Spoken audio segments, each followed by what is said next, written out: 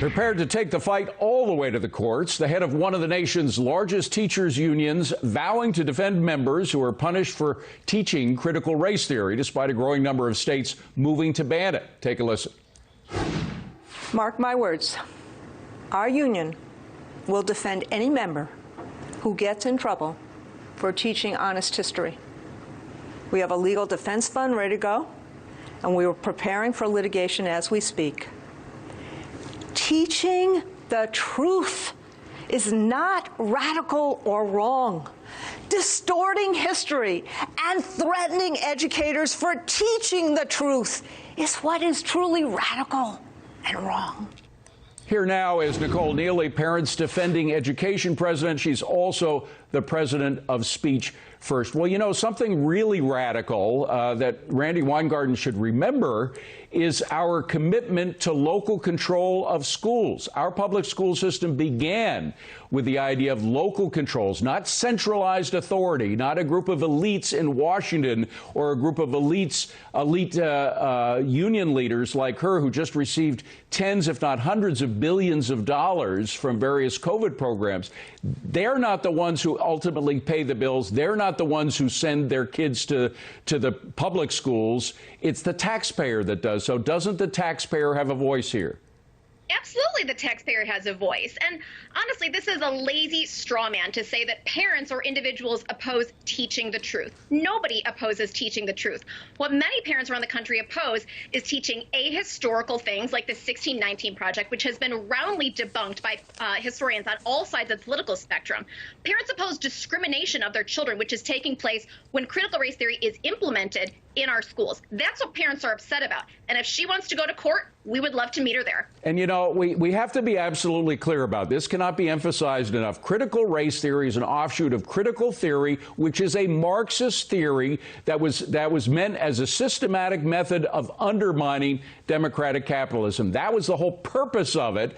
And fine, if you want to go to a radical university and study critical race theory, that's fine. It's an open, free country. You can do that. But to embed it in our children's minds as if it's truth, there's plenty more information and more substance that democratic capitalism has brought more people out of poverty than socialism ever has. In fact, socialism, the case can very well be made that has put more people into poverty than it's taken out of poverty. Absolutely. And you know what? We're seeing now from a progressive echo chamber, critical race theory is not being taught in our schools, despite the fact that last week the NEA voted to promote the teaching of it. And also the AFT was tweeting in support of this, as you know, just within the past few months.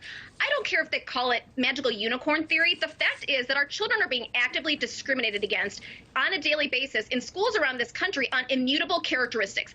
That's unacceptable, and parents will not stand for it. Now, you mentioned the 1619 Project, and Randi Weingarten has actually opined on that as well, standing up for it almost in the same language as she did for critical race theory. She says, there's nothing unpatriotic about a clear-eyed view of our nation's past. The country has to see its history in all of its manifestations, and that history cannot be whitewashed. The 1619 Project forces those who do not want to see.